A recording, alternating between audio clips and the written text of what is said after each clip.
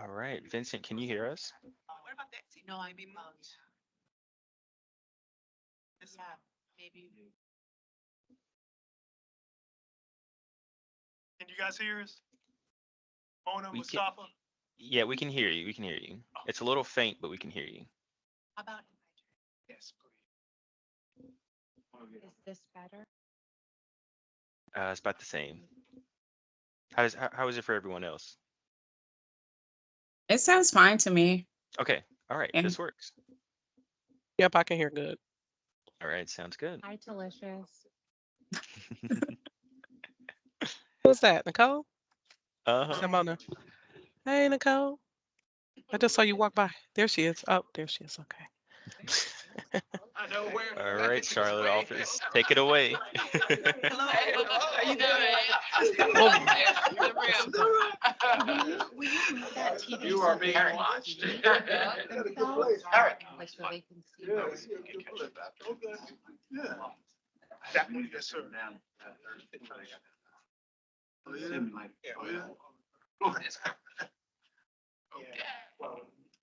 Yeah, I thought their faces, so they can pretty right. Okay, so people will probably. Yes.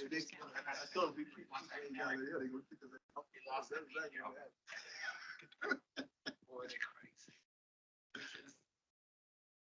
You know, but Norman.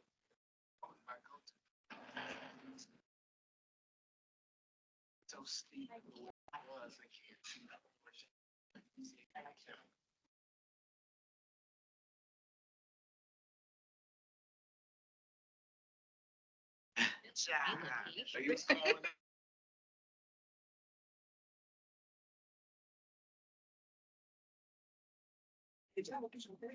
Yeah. Could be one of your shorts. Video mommy.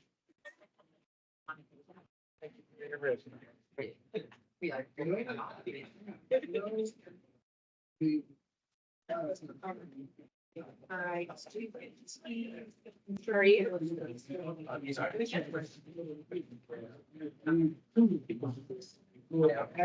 We like. All right, well, good afternoon, everyone. Thank you all so much for being here. We're just gonna go ahead and jump in because we have our iconic panelists here. We don't want to waste a single minute. So people will be coming in throughout our conversation, but we're gonna go ahead and get started. So I think I have met almost everyone here, but for those of you that I haven't met yet, my name is Nicole Kumar. I lead the talent acquisition team for our Southeast region, which is 8 offices from Philadelphia to Miami. And I also co-lead our region's Race and Diversity Committee with my partner Reggie Jackson out of our DC office. And I am also happily standing in today for Carrie Reniger, who, as most of you know, co-leads the Charlotte office. Is our fabulous friend. So I'm so glad to be here standing in her place, and she's very remiss that she had to miss today, but she's on an airplane. So she's here in spirit. So I will just take a moment to introduce some of our special guests that we have here today, and I'll turn the mic over to Vincent because that's really all here today to listen. So thank you very much to Mark Herndon and Whitley Wood, our co-office directors for Charlotte, for encouraging this meeting and dedicating the space and the resources and the time to allow us to have this conversation and celebrate Black History Month in this way. So thank you, we appreciate it. And also thank you very much to Mustafa Williams and Mona on the screen, and Jason, hi, and Gail and Delicious, I see you all out there. We really appreciate that you've allowed us to kind of take over the Gensler NOMA meeting today and join us for this, lovely panel that Vincent and Carrie have set up for us.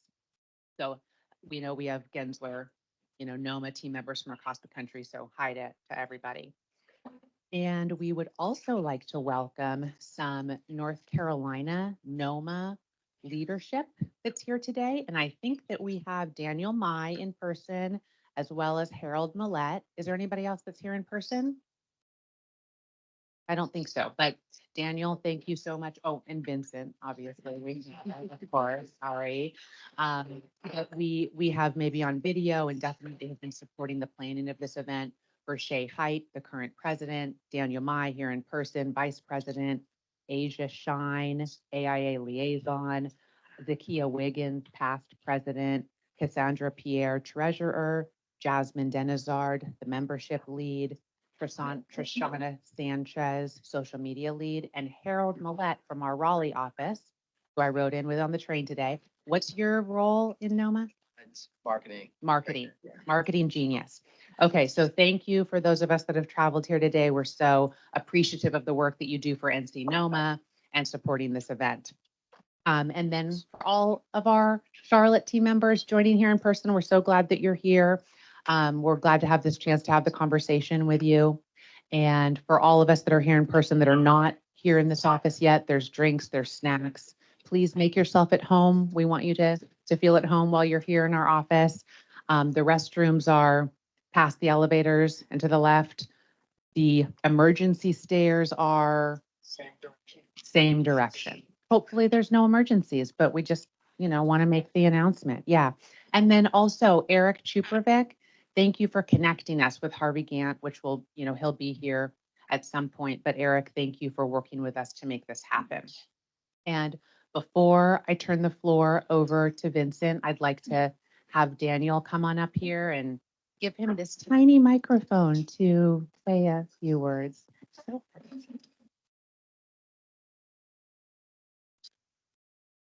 Thank you, Nicole. And thank you to Gensler for giving us this moment and creating this space and this experience for everyone to honor Black History Month. So as Nicole mentioned, my name is Daniel Mai. I'm the current vice president for NC NOMA. We have a lot of events planned. Last year, we capped the year off with our very first scholarship gala, which really tried to remove barriers for professionals seeking licensure. So we're hoping to blow it out of the water again this year. But the event was at the Harvey Gant Center, just a couple blocks away. And so this year, we're really ramping up for another exciting year for our members. So definitely looking forward to seeing everyone come out. And we're really just looking for more volunteers and folks to show up. We're planning for our project pipeline design camp this summer, which is a really great way to get involved. And then we also have a couple other professional focused events like creatives and cocktails. So we're looking forward to seeing everyone there. And I know there's a lot of representation from Gensler, and we always enjoy the support. So thanks again.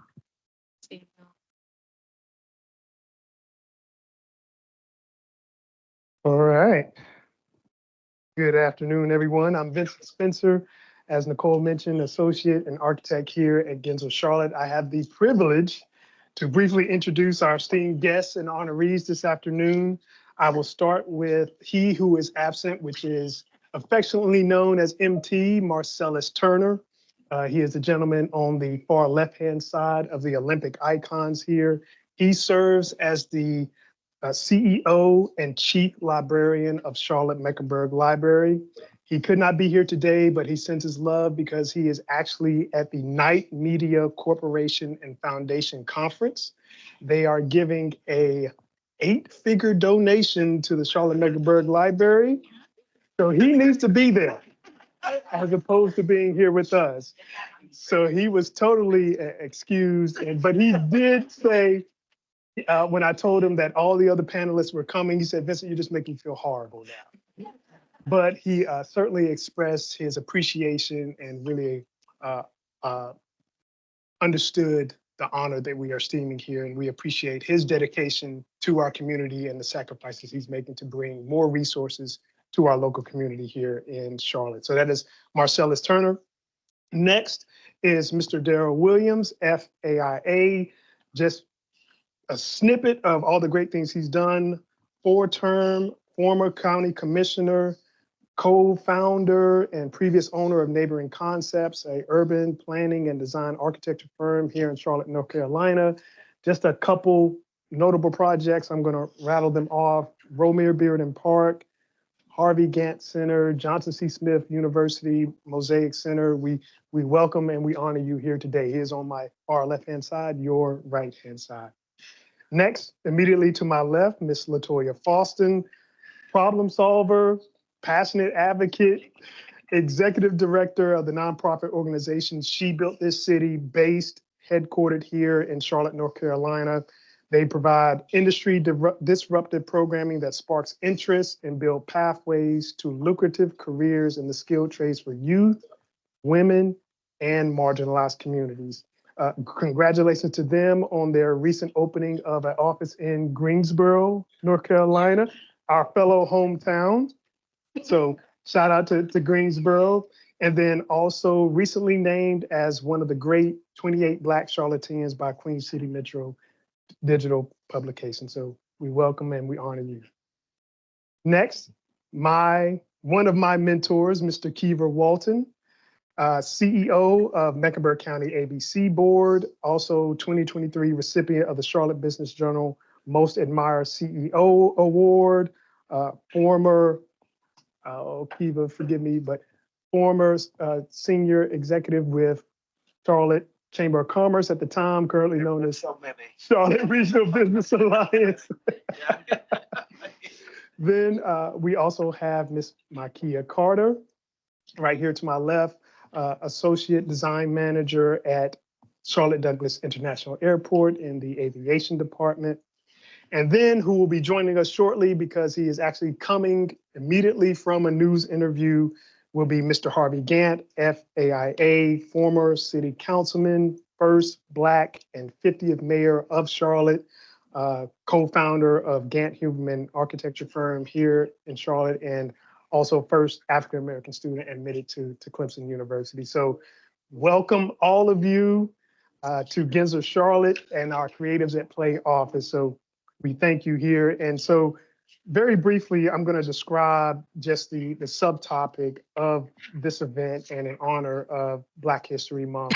So the honorees today are embraced by the Olympic logo that you see here in the background, which we all know is occurring this year. Okay. Don't worry, we won't do any events, nothing athletic. Not good. Not good. No fair.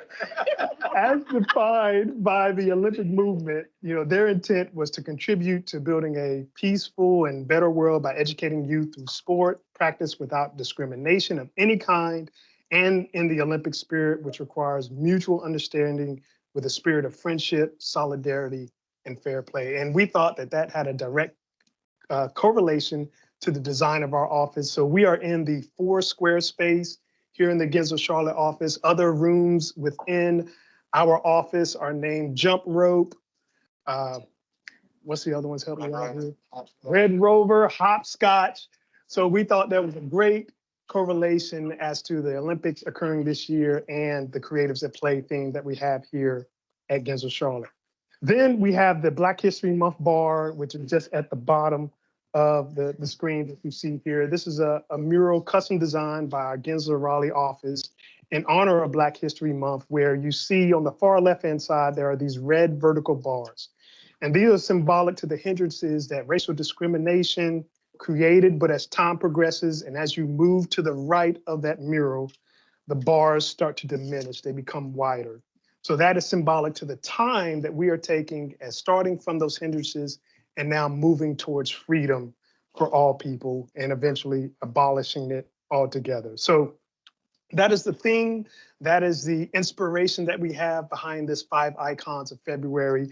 And most importantly, we wanted to honor these individuals for their significant contributions, past, present, and future, that they're doing right here in our local community. So each of them are trailblazers, Olympic reference, torch carriers that have and continue to charge through each of their journeys with vigor and determination and to help others abroad, but especially right here in Charlotte. So let's give a hearty welcome to all of our icons here today. So I'm just going to start off here, and I have particularly 2 rounds of questions that we're going to go through, and then we'll also open up the floor to anyone here in our in-person audience, and then also those monitoring the chat will open up to you as well. and I'll be monitoring the time to make sure we don't track over. So I wanted to start with Mr. Gant, but we know he's still in transition here. So I'm going to start immediately to my left here with Latoya. Then I'll come to Makia. Then it'll come to Kiva, and then Mr. Williams, so forth, so on. So the theme behind this question is building dreams. What challenges and rewards are you seeing while accomplishing the mission and vision at She Built This City? No pressure. First question. First, thank you. Thank you all so much for this opportunity to connect. Icon is a big word to live up to, and I don't know that quite accurate, but I will take it. and I'm honored to be here with you all and to have this conversation. At She Built This City, we are blazing a path, carrying the torch of what it means to create more equitable spaces in the skilled trades. And building that dream and obstacles, I feel like they sometimes are the same, different sides of the same coin. Usually the thing that you are moving towards can also be the obstacle that is in your way at times. And so as we look at the conversations around access and upward mobility, we're having to change the narrative, and so it's, yes, women can excel in this space, maybe even do a little bit better in this space, if they are given the abilities and the on-ramps and the support and the allyship to make that happen. And so I think we are igniting the interest in the next generation. We have actually today a club over at Albemarle Road Middle School where the young ladies are learning about architecture actually and how you design spaces and how they go together. We're working to ensure that those same little girls who are learning about architecture today feel like they can then enter into the field of architecture. So like, what does it look like? What does representation mean? And how do we connect that dot for them now? And then advocate in spaces, if women and people of color, so that they can go and say, not only did I learn about it in middle school, I know how to get there. And when I get there, I feel welcomed. And so the DEI initiatives that are important for environments like this, so that they know that the work that they're doing in middle school can lead to a career, a field, an endeavor that they really truly enjoy. And then when they get there, they don't have to fight the battles of belonging once they've found the dream job that they wished for. Awesome. Makia, anything you would like to add to that? First, I would just like to say thank you all. This is amazing. I didn't know that this existed until about a couple weeks ago. And then when I found out, I did a lot of research. And, I think this is the type of thing that really helps bridge that gap between getting people interested and then keeping them engaged. So thank you all for the opportunity to be here, sitting amongst everyone on this panel. Like, this is who I want to be when I grow up. Because I'm sure I'm the youngest here, and it's really inspiring just to hear everybody's stories. I think to add to what you were saying, it's true. I think it's a process between like, how do you capture the interest and help the young people understand like their opportunities, there are paths that you can take, and then how do you help build that interest? And then once they do get that dream job, like, how do they keep their dream job? Like, the dream doesn't come crashing down. So I think it's great that there are opportunities like that. I know at the airport, we've been trying to do a lot of more outreach programs as well to also help bridge that gap and get people to understand that, at least on my side, it's not just design and aviation. It's also like there are a lot of different jobs at the airport that you can do that are very lucrative and prosperous fields that'll take you many, many places. Outstanding. So you can hold on to the mic because I now have a question for you. Okay. And the theme around this question is overcoming obstacles. As a Black woman, as a leader, you likely face some unique challenges. And we would like to know, how did you navigate them and what advice would you give to those coming after you? That's a really good question. I was fortunate enough as I was in high school and college that I had mentors, that were unofficial mentors that I had met. One of them was Dr. Sonia Springfield, who works for the National Institutes of Health. And as a woman of color, she had been in rooms with people that none of them looked like her. So having someone that was kind of where I knew I was going to help guide me was very helpful. And one of the things she always told me was, you know who you are, you know what you're capable of. You have to believe in yourself and have the self-confidence. And if you have the self-confidence, the rest of it will speak for you. Because there will be times that you will face people that, they may overlook you. They may think you don't know as much as you do, but just stay true to yourself and know who you are. And having that type of grounding will be the thing that helps to overcome challenges. Awesome, awesome. Kiva, I'm coming to you. Sir. Theme around this question, looking back. So throughout your journey, what moments have brought you the most pride and satisfaction, and what experiences have shaped you the most? Wow. Talk about a loaded question. Tell the truth. Tell the truth. And nothing Mr. but. Harvey Gantt. Yes. And I'm proud to say one of my mentors. And there's so many. Pride, I would say, and I'm going to talk about Charlotte. I'm an old dude. I've been around a minute. Please. And I came here in '86, and to look around and see the environment. I mean, in '86, we were talking about a strong urban core. We were talking about residential uptown. We were talking about all these things that most people think this just happened. Charlotte's very intentional. What you see, what you experience right now. And I got the opportunity early in my career to be a part of that. And so for me to walk downtown and see, I remember that spirited discussion around zero setbacks and, all the details of it, floor area ratios and all that fun stuff. And so I feel like I've grown up with this city as opposed to being dropped in the middle of a big city and growing up. So that's a great source of pride. And then the relationships, one of the other things we don't say about Darrell Williams, I need you all to know, there are many ABC stores that have been designed by neighboring concepts. So he may have done a lot of other great things, but there are a number of ABC stores. But to be able to come and have these gentlemen on either side of me, to look to them as I was coming up, and they set a standard of excellence that I wanted to follow. And then, now that I'm in the season that I'm in, to have younger folks who have an interest in what I might have to say or experiences I may have had. So, did that get to, was there another part to that? I'm sorry. Well, no, I think that answered it. And the second part was just experiences that have shaped you the most. Yeah. So blessed to have been able to recreate myself in my career. And, I think this is maybe 10, but who's counting? So those experiences, but again, they were relationship driven. And people who encouraged and challenged and sometimes admonished to be better and not compromise what you saw on the horizon for yourself.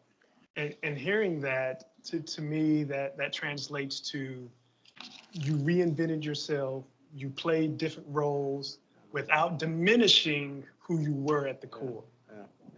Yeah. I was thinking about the first question was, at the end of my mom and grandma would always say, you're your own, you have to be true to yourself in essence. You're the only you there is. And so, whatever I'm doing, I wake up in the skin I'm in every day. I wake up with the history that I have. I can't, nor do I choose to try to escape that. So that comes with me, whatever I'm doing. So you did a great segue about Mr. Williams' history on design. So I'm coming to you now, Darrell. This theme is around designing for the future. So how do you approach architectural projects with a focus on inclusivity and community needs and Can you share an example of a project that you felt like embodies those values? Good question. But first, I want to thank you all for doing this. We don't take this for granted as an African American. So thank you for taking the time to do this. And when you talk about, you know, example projects, I would say it's all the projects we worked on with Gensler. Give him another piece of something, you know, for that plug. We got another bag for you. Because I would say that one thing that is true about Gensler is their desire to collaborate. And that's why our two firms has always worked so well together, because we care about the same thing. We want to make sure that anyone that is affected by a project or design, that they have some input in that project, that it's got to be inclusive. You know, I think back in the day, I think things were done and just handed and said people got to deal with it. But I think now it's all about collaboration, making sure that everyone is involved in the design process, you know, based on a project, you know, indoors, outdoors, to make sure that the project could be the best it could be to benefit everyone. And I just want to say, Kiva is really not that much younger than me. He just don't have the hat. And he's not lying. He's not lying. Yeah, I tried to hold on as long as I could, but you know. Well, Mr. Gant, welcome. He's got a lapel, Kiva, so he's good. He's good. Oh, he's good. Are you on? Is this working? Yeah. Yes, sir. So welcome to Gensler Charlotte. Thank you. Thank you for taking some time with us here. And I like to jump back to the top, because where I was going with this was just having you start off on seeing all of us here today and just reflecting on your stellar career. How optimistic are you on the future of Charlotte and the architecture, engineering, and construction industry here in Charlotte right now? First of all, good afternoon. I don't even know your name. Vincent Spencer, I'm sorry. Hi, Vincent. How you doing? And I'm Latoya. Latoya, Makia. Makia. I know these two. I'm delighted to be here. What's the question? How optimistic are you about the future in Charlotte? Very optimistic. I'm always a glass half full guy. I think this city has grown very nicely. It's a city that a lot of people would like to be in. It's getting 100 people a day, I guess they say, moving in, which means that there's always going to be, for a good while, work for the architecture and engineering community. The question is, how do we keep it that way? How do we get out ahead? Because we are a relatively new city, we don't have some of the intractable problems that some of the older industrial cities of this country have. But we're also getting some of the problems that any place that presents opportunities to people are going to get. You're not going to see, and this is nothing against, you're not going to see large numbers of people wanting to go to Anson County, but they want to go to Mecklenburg County. They want the opportunities that are here, which produces some very good things and some very bad things. Brains, talent, all kinds of stuff is coming into the community, all kinds of opportunities to engage in different activities, arts, cultural, you name it. But there are problems. Cities like ours are faced with a population that hasn't been as successful. The homeless that we see out there. The difficulty and the intractable problems of providing affordable housing is going to be there. Transportation, if we're not careful, will cause all of us to choke on bad air very soon if we don't do something about it. So, but I see opportunities. I really think that we have the ability to do the planning in such a way that we overcome those. I was telling another group of people earlier today that when I was on the precipice of becoming mayor, one of the big debates was our airport. We were trying to figure out whether we could afford to build a 10,000-foot runway in 1976. Wow. And lots of citizens carped against that. They thought that was not a good idea. Charlotte didn't need a runway that big. We could land our planes and take off easy enough. Plus, there were citizens who were going to be affected by that. But that dumb council and mayor slogged ahead, built that 10,000-foot runway. And I should really say the rest is history. Mm-hmm. I was glad to be a part of that, but the rest was history. Piedmont Airlines, a little puddle hopper of an airline, it stopped in every little town in the Carolinas, decided to make Charlotte its hub. And in their hub and spoke system, you flew to Charlotte if you were going anywhere. We took advantage of that. That runway turned out to be a very good thing. Mm-hmm. And Piedmont turned into what? US Airways, now American Airlines. It's one of the few cities in this region that you can literally take a flight and not have to stop somewhere and change planes. Mm-hmm. That hub and spoke system mushroomed. Of course, the airport mushroomed. We got many more runways than that 10,000-foot runway that we built. And the economic development that occurred as a result of that is one of the basic reasons that 100 people are coming into our city every day, which is opportunity, great opportunity for us to design the spaces, creative spaces, memorable spaces that these citizens will exist in. And just as we attack that problem of air travel, we need to attack traffic, transit, et cetera, and the social issues. There's enough smart people in Charlotte, I believe, that we're going to get a hold of the social issues better than, say, a New York City, which is almost too big to succeed. You heard the term, too big to fail. Some of those cities are so big now until the problems are almost overwhelming for any one group of politicians. Charlotte still can do it if it had the will to do it, if it has the will to do it. Well, I'm optimistic. I'm sure Makia will certainly thank you. She's a design manager with Charlotte Douglas Airport.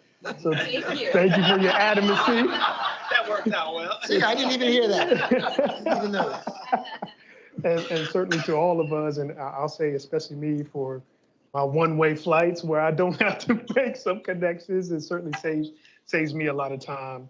And so transition here real quick. I'll tell a real brief story about me. I'm the fourth out of five. And out of all five, when my parents bought, it was their second home, but it was the first home that they saw built from scratch. And out of all five of us, when my parents would say, hey, we're going to see the house, all my siblings would say, is it done yet? Is it done? You guys are going to see it again. And I was the only one who would say, I want to go see it. And so I had this natural inclination towards design, towards construction and everything, but I had no face to associate architecture with.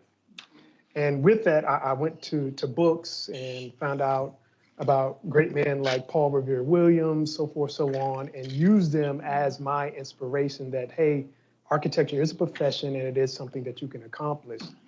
And I segue that to ask you, Mr. Gant, we know the history of you and architecture and Clemson, and wanted to ask what sparked your interest in architecture? And then second part of that is, what role models did you have, or who did you see that catered and helped you with that interest in architecture and to persevere through the challenges that you had to being the first Black student there?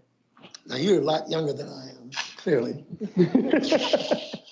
But you mentioned Paul Revere Williams. I'm a lot older than you are. And he was one of my inspirations. Oh, wow.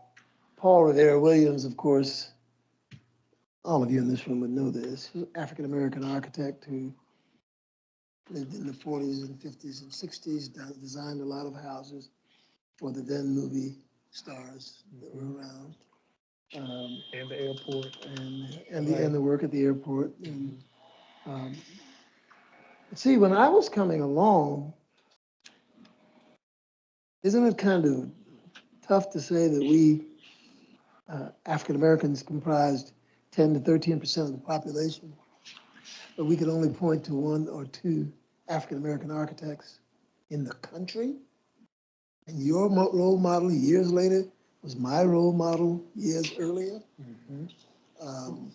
It speaks to the fact that a mere 2% of us today are African American or architects of color. I'll put it that way. When I started my firm, and I think the number was like 1%. When I was coming along, what inspired me to become an architect were people who didn't know much about architecture. My 5th grade teacher saw that I could sketch with my hands. I did that from 5th grade to 10th grade. Everybody knew me as a guy who could draw. But my 10th grade teacher said, you ought to consider becoming an architect. I said, what is that? I'm in 10th grade and just hearing about architecture. And then he gave me books, and that's where you got Paul Revere Williams and maybe a few others that were in there. The young man who did a lot of the work, can't call his name, at Duke University, was an African American. I want to say Elephant. No, it's not. Yeah. I'll remember it. As soon as I stop thinking about it. This class is over. But my point being that I was inspired in an organic way by what people who were teachers identified as a possible skill, and they opened up a new world to me in the area of architecture. Here's the negative part. There's always thrill about growing up, about dealing in a society that is rigidly segregated as mine was. The thrill of hearing about this profession, then the agony of finding out, can I go see an architect and see what they do and gaze at their drawing boards? Not possible. Not possible in Charleston, South Carolina in the 50s. How unfair that was to a 14-year-old. So everything I got from it was reading and a great guidance counselor who suggested you ought to really pursue that. Wow. That's what happened. Fantastic. Fantastic. Coming back to you, LaToya. The theme around this question, just segueing again off Mr. Gant, inspiring a new generation. And we have your new generation along here with us. So we're glad to have him. What sort of nuggets or advice is She Built This City sharing with entrepreneurs in the AEC industry, and what else are you offering to them to help them navigate these challenges and find success in their field? Amazing stories. Thank you so much for sharing. I can't help but to think about my next generation. For those of you who can't see, my son is sitting on the side here. He's 7 years old. He's my videographer for today. I said, what kind of field? Like, this is Black history happening, so come with me. Yeah, absolutely. And so what is She Built This City doing for the next generation? It's much of what you all are discussing. It is putting now we have faces. Now we have people of color. We have women who are doing the work, though not enough. They do exist, and we can present them. You're saying you were presented as an architecture, as an option at 10th grade. I don't think I was in college when I even knew that was a potential option. You know, it wasn't something that was presented to us. Nurse, you know, lawyer, like there are a few careers that were presented as options. An architect wasn't one of them. And so, and I am a little younger than both. And so we're still looking at generations that don't know that is an option. We had an opportunity a few years ago to do a program at Audrey Kell High School, where we worked with the young ladies there to design animal-shaped bike racks for the Humane Society. And we were able to bring in architects and help them understand landscape architecture. Because did you connect me to the Virginia Tech? Yeah, Virginia Tech department. We did a college tour. So not only did we inspire them with, hey, this is a way you can impact the community around you. If you want to pursue this in college, let me connect you with the department. Did you know that that was something you could study? No, never had heard of landscape architecture as an option for them. So being able to give them both the pathway, the people, and the process, then the passion to move forward, because there are going to be obstacles, like you mentioned, they're going to have to overcome. And so how do you connect with that passion, and then you build community around you? So you don't have to be the only one, because in many spaces you will be. And I do a lesson with our ladies at She Built the City about upward mobility. And I said, well, we're doing our darndest to change the face of the industry. You're probably going to be the only one that looks like you on the job site. 5, maybe 7 years. We're trying to go faster, but that's what it's going to be. So what does it look like to manage that? What is your mental health practices? How do you build safe spaces? How do you advocate for those safe spaces at your job? If there is no women's ERG, how do you create one? And so I think those are the things that we're doing to both create those pathways, to ignite those interests, and then support them for move forward, so that next generation can be those trailblazers for what's to come. Outstanding, outstanding, inspiring. Makia, I'm coming to you. Just great segues into everything that I was thinking. And this question coming to you is about giving back. And Yes.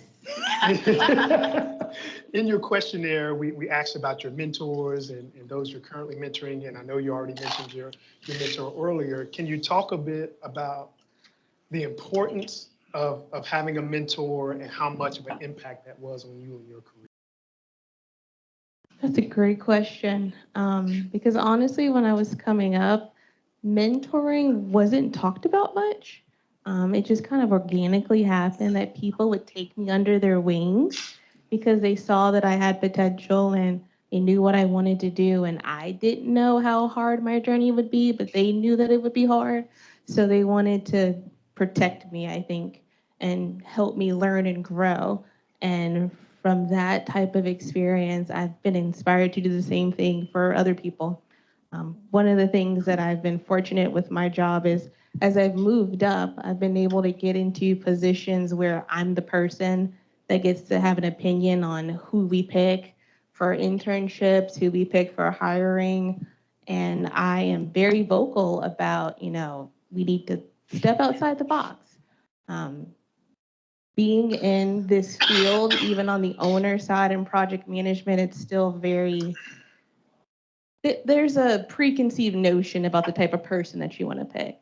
And so it's getting people to understand that sometimes you need to look past what's on paper and understand more about the person, what their goals are, what their interests are, what their background is, and how that can tie into who they can be in the position.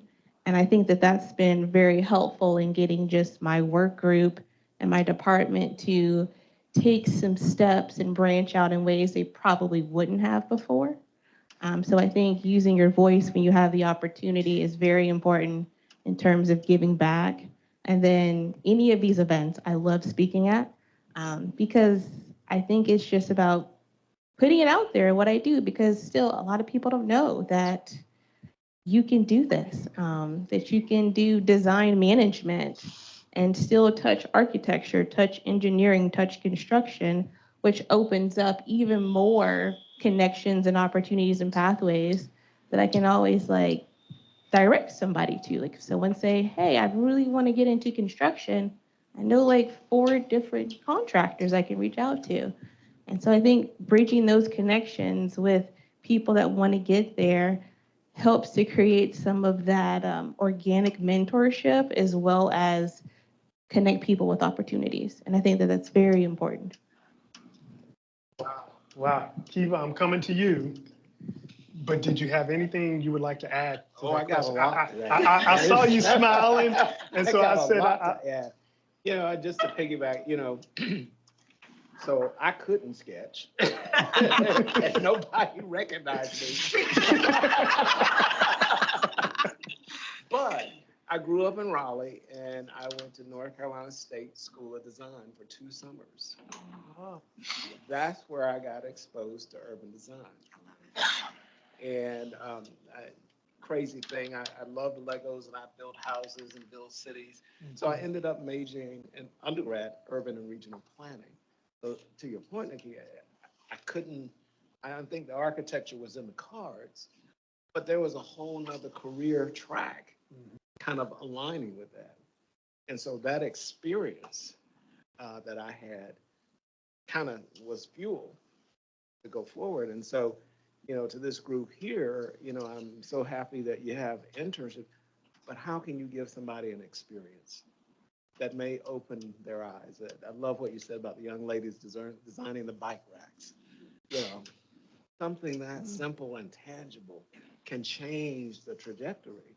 And so, and somebody to recognize it, counselor, mentor, coach, whatever. The other thing I'd add is, you know, listening to Harvey talk about being mayor in that era, just listen how rich that we had a vision of who we could be, and we became it.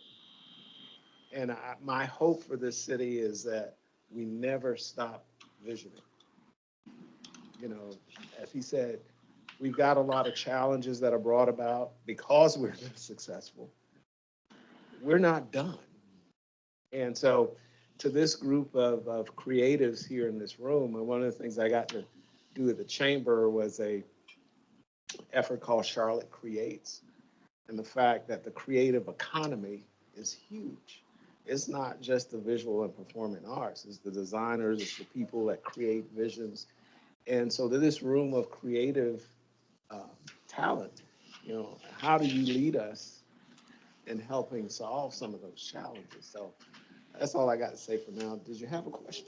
well, because of this great panel that we have here, I do want to give Daryl an opportunity to speak because his mentor is here with us, and I'd like to hear his reflections on that question as well too. Okay, I'll try to be as brief as I can, but I got to go from the beginning because I grew up in Louisiana, in Baton Rouge, and no one in my family had gone to college. And I stumbled into architecture. And my father, my grandfather, my uncles, they were all brick masons. So I was around construction all my life. And I took drafting in high school, but didn't really know why. I just liked to draw. I took art and drafting.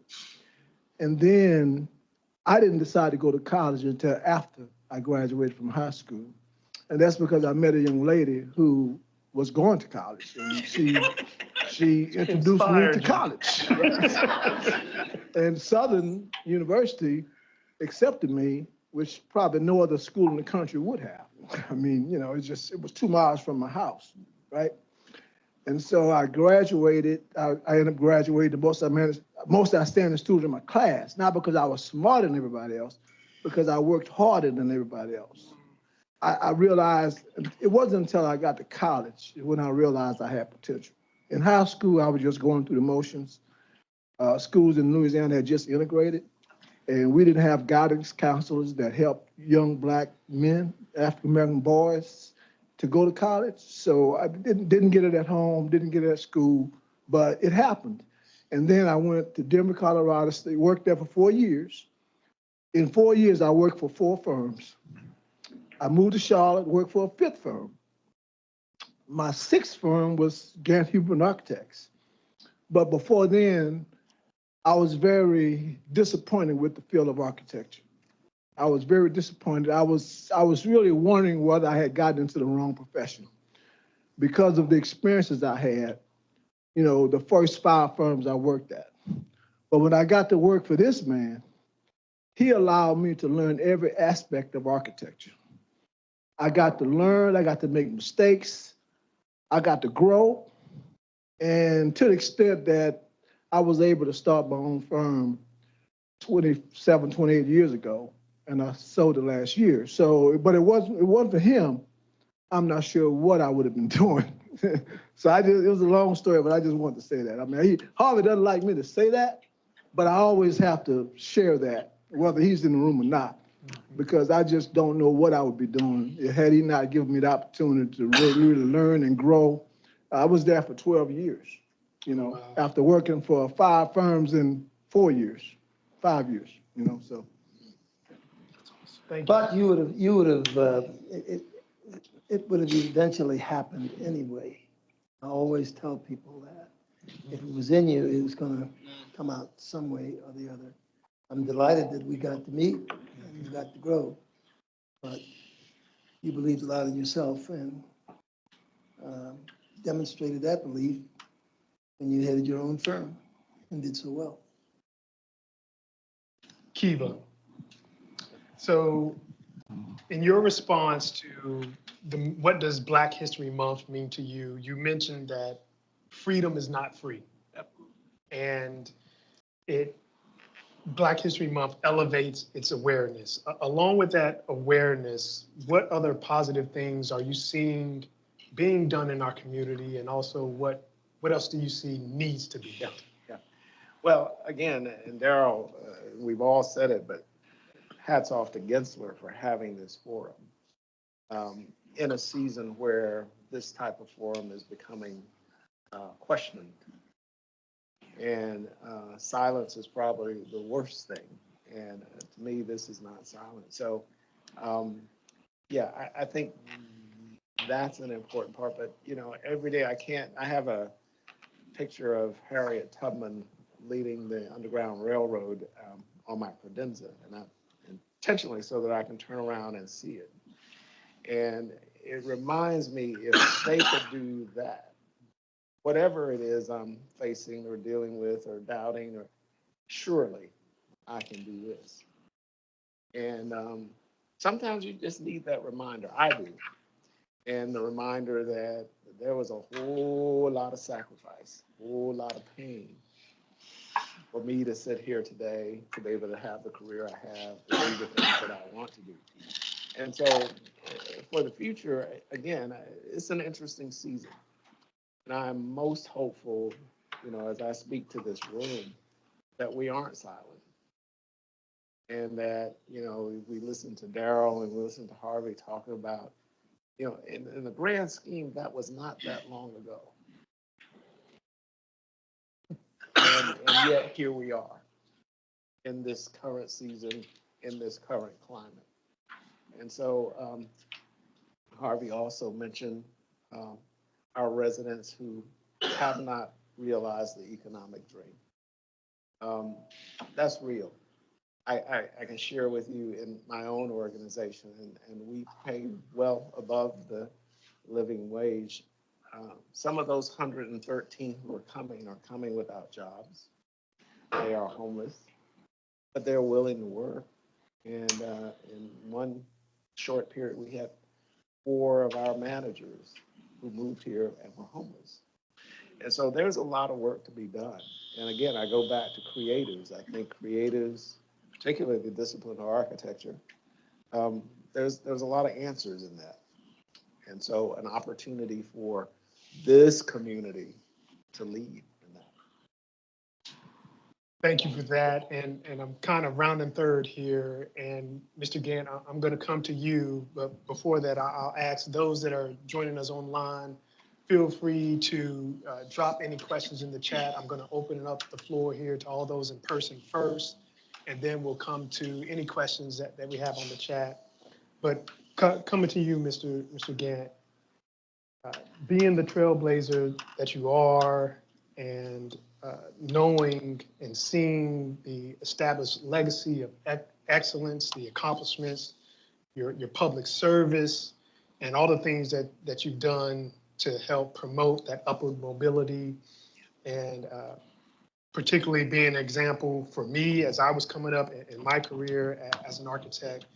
What are some of the guiding principles or wisdom that you can share with us that you share to those that you mentor and even to your own family members? What are some of the things that you would impart unto us as we carry the mantle from this point on?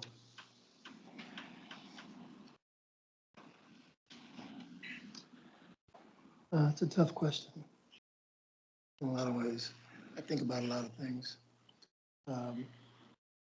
First of all, it's important that we carry on the mantle, that we celebrate the contributions of African Americans in this country. It's going to make us a better country. And I often used to say to audiences, both young and old, even those who say, why do we celebrate Black History Month? And I mentioned in joking that we used to have Black History Week, and then we got a month. And some people argued, well, you took the shortest month in the year. Shortest month. Good. But ask yourself this question. We don't celebrate White History Month at all. And that in itself is a very poignant statement about why we need to do this. I think things are getting better. I'm encouraged by lots of things I see happening around me. These young people out there who are learning to live with each other better. Yes. But one of the things that I often think about is what would America be? Or what would America, just imagine this country with no Black faces in it. All of you, just imagine it. What would we be missing? And don't tell me we would be missing Patrick Mahomes, Jason Tatum playing for them. Just imagine this country is an all-white country. Not much different than many of the Scandinavian countries, and the European countries. Would it be America? No, not a single one of you could say that. Not a single one of you could say that this country would look like the other countries. And if you thought about it, I know some racist friends, no, not quite friends. That's what I was wondering too. Like, I don't know Who would say we would be better off because we wouldn't have homeless people, as assuming all homeless people are Black, or we wouldn't have nearly as much crime, assuming that crime in this country is largely the responsibility of Black people. But I think in terms of the cultural influence that we've had on this country, the economic influence we've had on this country, the social structure of the country would not be the same. America is a unique place. And I often see, as I travel around the world, when Americans meet Americans, there is something about us sticking our chest out and saying, you know, I'm from the United States. You must be too. How do you know that? How do you know I'm not from Africa? No, you just look like an American. Well, that is true. What would America be without rhythm and blues? What would America be without the great sports heroes that we had?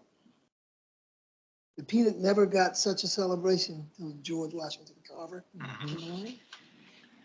But what would America be without Black people who are just average, everyday, hardworking people like your parents or like any other set of parents? Contributing citizens who made this country. We wouldn't have gotten Barack Obama.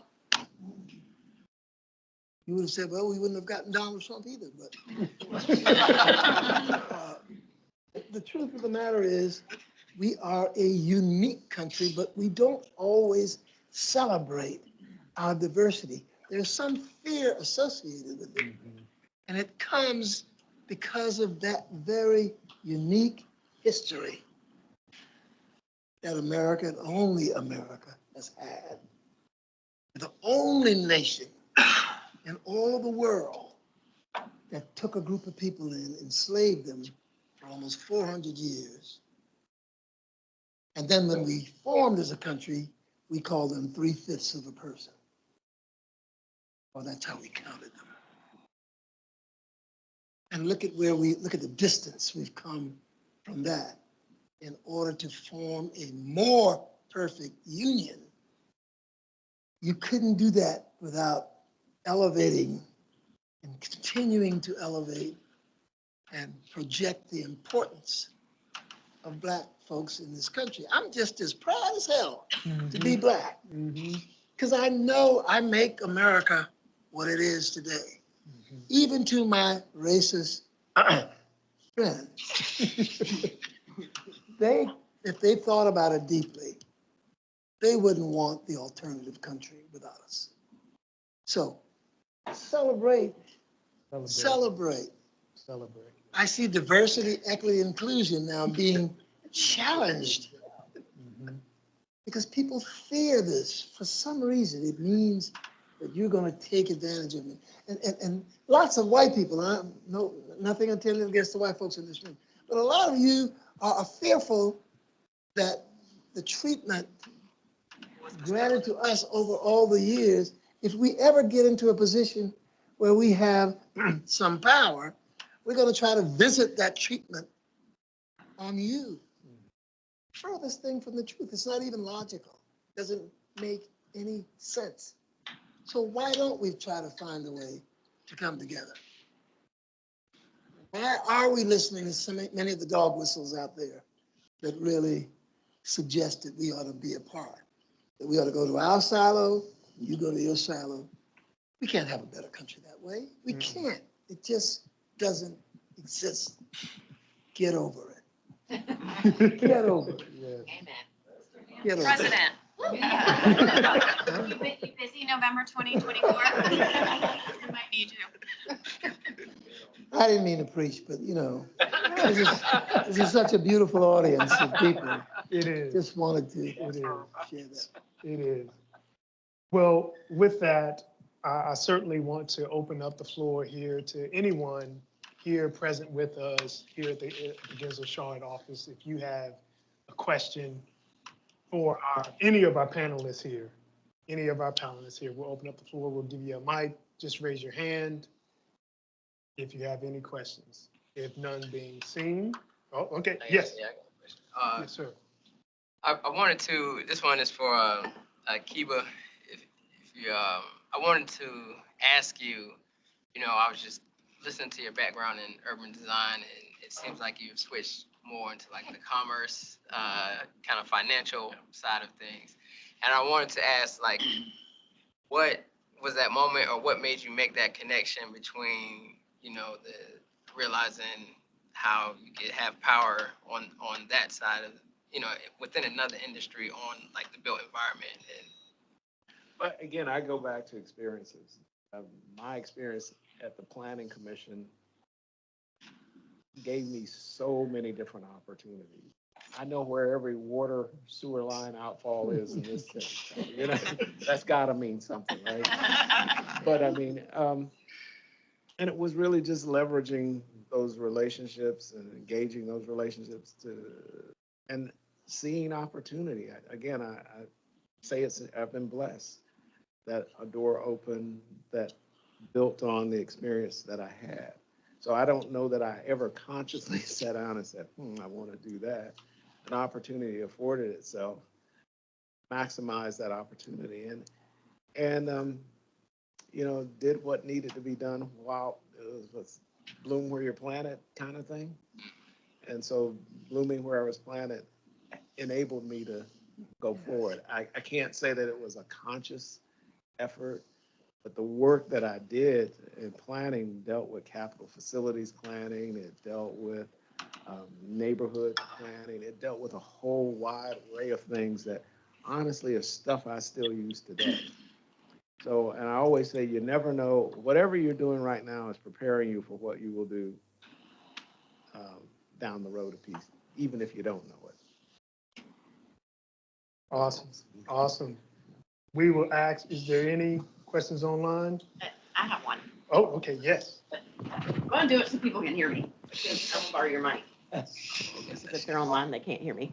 I'm Whitley Wood. I'm one of the co-managing directors. And I have a question that I really like for any of you to answer as it relates to all of us. What is a piece of advice or one thing that we could do as individuals and as an organization to continue to provide opportunities for others, whether it's in how we partner on projects? I mean, many of you know the CRC and the Community Resource Center. Daryl, you were a part of that interview 5 years ago. I'm looking at some of the team back there. And that project has been shared in our own organization. I can't count how many times in the last month. And so any piece of advice for us as an office and a group here in Charlotte as a worldwide organization, what is one thing that we could each do to really continue to provide opportunity and uplift and change the world? Excellent question. And I know there's lots of thoughts here on the panel, but as the only nonprofit up here, let me seize the moment. Some quick things, one of the pillars we have at She Built This City is a seat at the table. And so any table that you're seated at, look around the room, who's not there, please invite them the next time that conversation is being had. There's an adage, anything about us without us is not for us. So if you're ever at another table where you're planning something and the people who it would benefit are not at the table, invite them to the table so they can be a part of the conversation. Align yourselves with organizations who are doing the work. I say this and probably get in trouble sometimes. Nonprofit life is hard. So don't go out there and start another nonprofit. Like if you're passionate, but don't start another nonprofit. Serve on boards. We need your expertise in those spaces. Serve on boards, offer financial contributions to that work, so that the little 7-year-olds who didn't know what an architect was until today can realize there's opportunities to look at the sketch pad, and that sketching that I get in trouble for, maybe at school, could actually lead me to a career. And so those are a few quick ways. Those are really good answers. I'm going to piggyback off of that. I think for like an organization that I am, I think bringing anyone within your organization to the table, like she says, even if they're not completely directly related to what you're doing, but they could potentially have an interest, you think it could be good exposure. I love to see that on project teams that we have. Even if you're like, hey, I just want to bring one extra person, just sit in on a meeting or just listen in, can you talk to them? I think that is a great way to just provide opportunities, bridge the gaps, let someone see something that they may not have known they were even interested in before, and to really pique that interest. And then I think apart from that, just supporting your people internally and any organization that you partner with, if they want to learn more, get education, conferences. From what I know of Gensler, y'all have amazing resources available to all of y'all, but just really supporting somebody if they want to do something a little bit different. I think that's also another way to just keep building up that community within.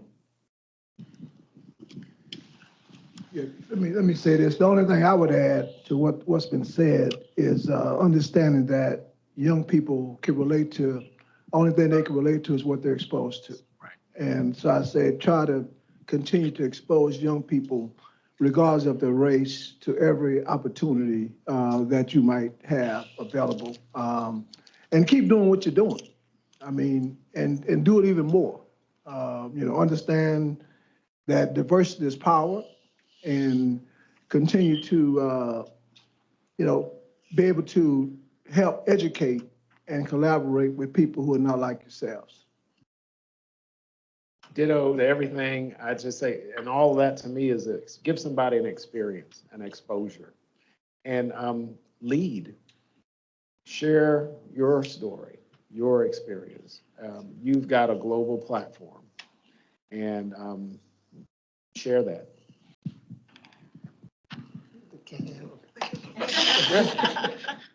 Nicole. Hello. So I had one question for the group. But is there anything else online or anybody else in the room that had anything? Yeah, we do have one question from Cameron online. Great, let's go for it.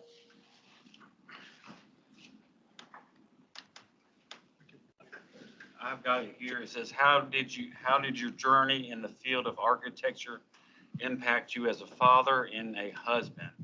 It's not geared to anybody. I guess it's to guys.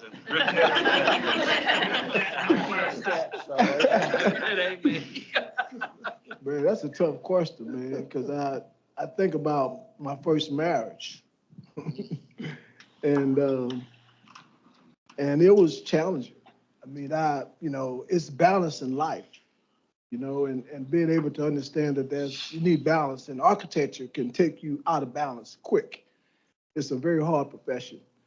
And back then, it was tough. So my first, 6, 7, 8 years in architecture, I went through a divorce, and so it was challenging. But I learned how to be a better dad, a better husband, and to be able to balance, work and family life and everything else. So yeah, I mean, I got a really good example. I learned a lot.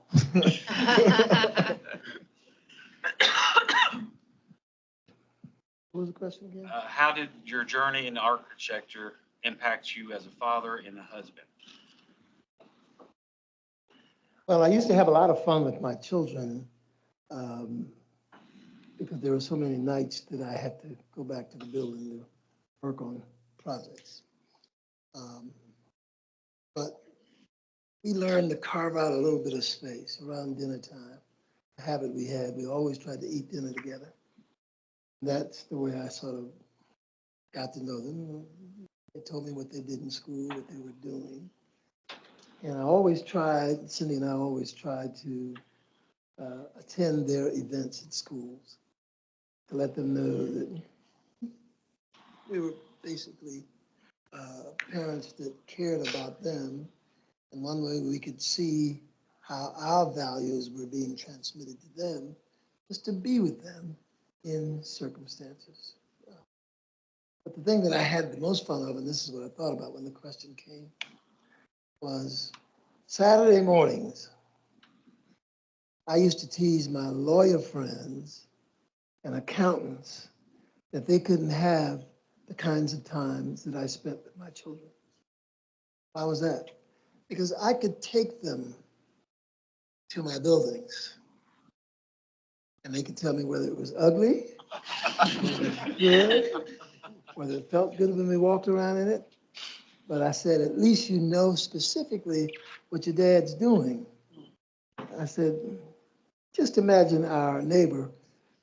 He can't do this. And he's going to show you a bunch of papers if he's a lawyer. And, they're not going to get excited about that. But I could always show what we were creating and why we were creating it. And even if it was bad, they saw what their dad was doing. I think that helped. It helped me as a father. Not a father or a husband.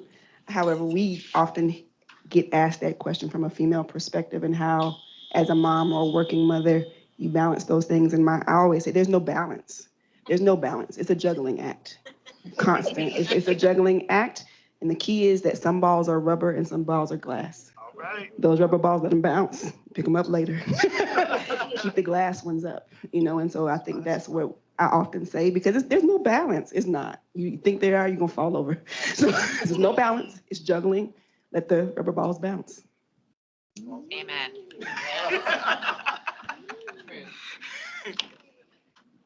Okay.